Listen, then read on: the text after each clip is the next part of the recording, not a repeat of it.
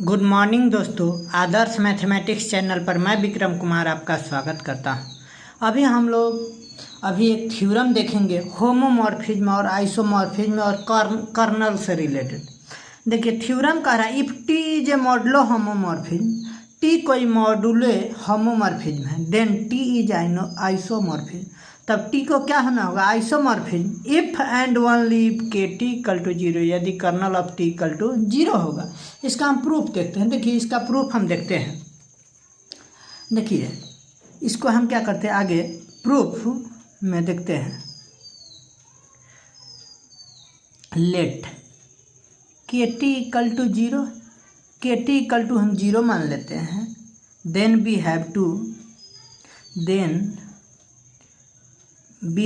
Show that T is homomorphism.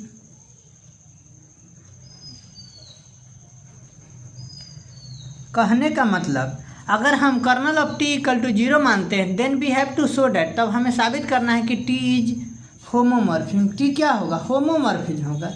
देखिए let m1 m2 belongs to m1 m2 m में belong करता है, and suppose that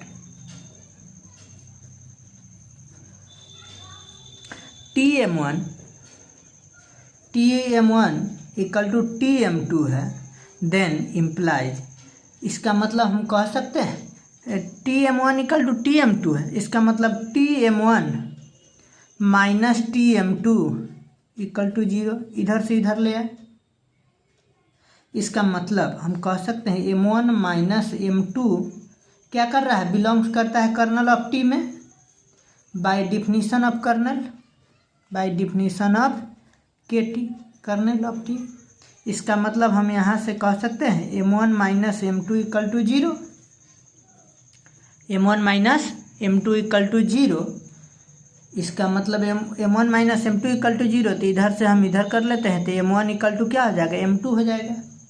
this implies that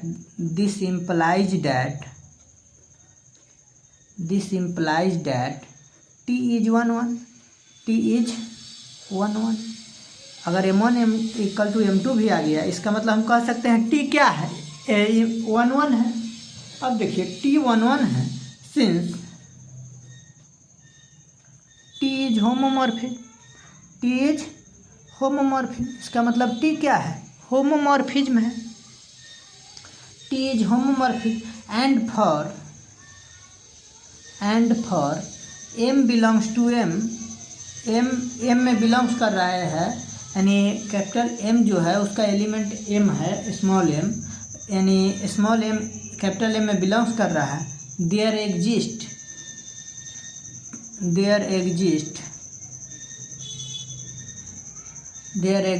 Tm belongs to RT if m not equal to zero, अगर m zero के बराबर नहीं है, hence t is an isomorphism. इसका मतलब t को क्या होना होगा? आइसोमॉर्फिज्म, क्योंकि जब होमोमॉर्फिज्म में 1 1 और ऑन टू जोड़ देते हैं तो क्या हो जाता है? आइसोमॉर्फिज्म हो जाता है। अब देखिए यहाँ तो हो गया है टी इज एन आइसोमॉर्फिज्म। अब इसका कन्वर्सली लेके चलते हैं, यानी टी इज एन आइसोमॉर्फिज्म लेके चलेंगे, हमको kernel of T equal to zero proof करना होगा। अब देखिए conversely if T is an isomorphism, T को हम क्या लेके चले हैं? आइसोमॉर्फिज्म लेके चल रहे हैं। Then we have to show